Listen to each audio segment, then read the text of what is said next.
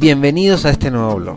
Si ya sabes programar o te estás iniciando en el área, habrás podido descubrir la cantidad enorme de programas que nos permiten escribir código. Y prestando un poco de atención, también habrás podido notar que estos se dividen en dos grandes grupos, editores de código e IDEs. Pero ¿cuál es la diferencia? O mejor aún, ¿cuál es mejor usar? Algunos dicen que esta pregunta es la batalla existencial de todo programador.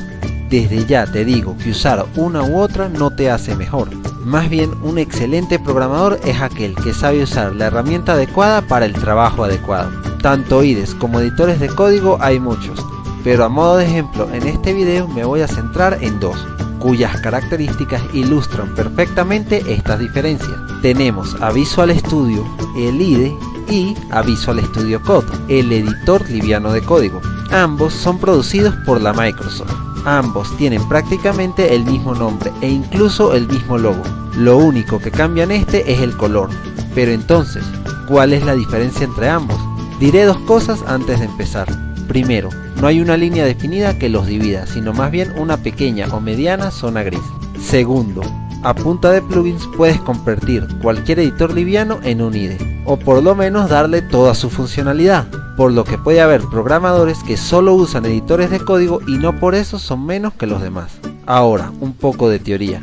¿Qué es un IDE? IDE son las iniciales en inglés de Entorno de Desarrollo Integrado y representa el conjunto de herramientas empaquetadas en un solo programa que, en palabras simples, nos permiten construir otros programas. Estas herramientas incluyen editor de texto plano optimizado para código fuente, depurador, compilador, plantillas de código, diseñador de interfaces gráficas, control de versión y algunas otras más, pero estas son sin ninguna duda las más importantes. Por ejemplo, el editor de texto incluido en un IDE nos provee de autocompletado, resaltado de errores e indentación de código. Ahora, ¿qué es un editor de código?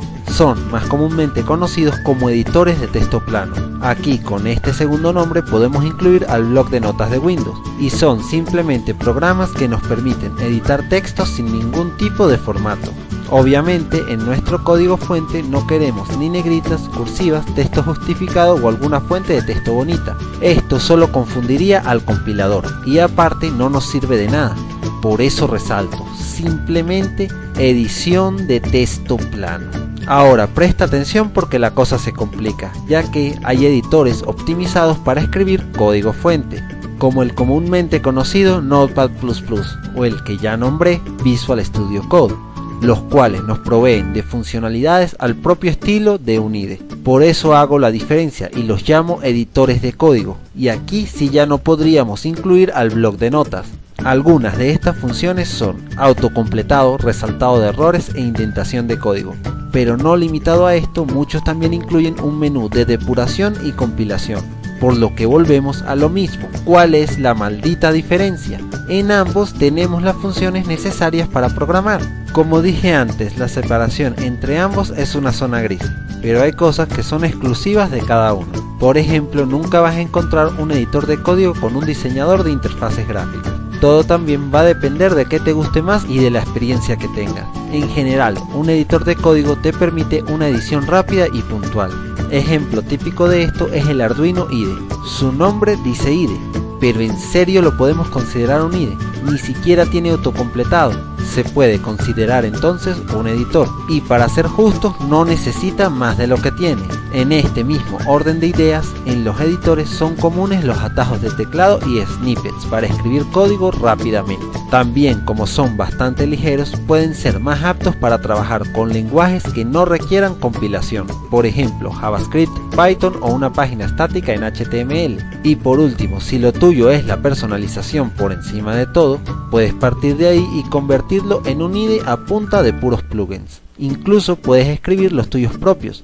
En el caso de Visual Studio Code, con JavaScript y JSON puedes cambiar completamente el comportamiento del editor. Debo mencionar que hay IDEs que son bastante personalizables también. En lo personal, a mí me gusta usar algún editor liviano para analizar código fuente. Por ejemplo, algo que yo haya hecho hace tiempo y quiera acordarme de cómo lo hice. Un IDE es más apto para proyectos complejos. Por ejemplo, la versión paga de Visual Studio tiene funcionalidades para trabajo grupal. También son más aptos para lenguajes que requieran compilación, ya que estos se preprocesan, se compilan y se enlazan. Con un editor tendríamos que hacer todo esto manualmente. Sin embargo, hay gente que lo hace bajo el argumento de que tienen más control. Aquí ya depende de los gustos de cada quien. Yo soy partidario de por qué hacer parado lo que puedes hacer sentado. También son más aptos para diseñar interfaces gráficas de forma visual. Como último ejemplo pongo el desarrollo de aplicaciones para Android. No me imagino esto con un editor liviano. Por ejemplo, hay que compilar, implementar y luego arrancar el emulador. Con un IDE esto se logra con tan solo presionar un botón. Entonces, vamos a responder la pregunta del principio. ¿Cuál es la diferencia? Ambos sirven para desarrollar software. Es como comparar una pala con un bulldozer. ¿La potencia del bulldozer hace inútil a la pala? No, para nada. Ambos sirven para levantar tierra y escombros, pero cada uno se adapta a situaciones específicas. Vamos a concluir. Antes que nada, no hay un conjunto de reglas estrictas. Todo puede cambiar dependiendo del programador o la situación. Así que en general, usa un editor cuando primero conozcas bien el lenguaje. Como se enfocan en atajos del teclado y snippets, podrás escribir código muy rápidamente.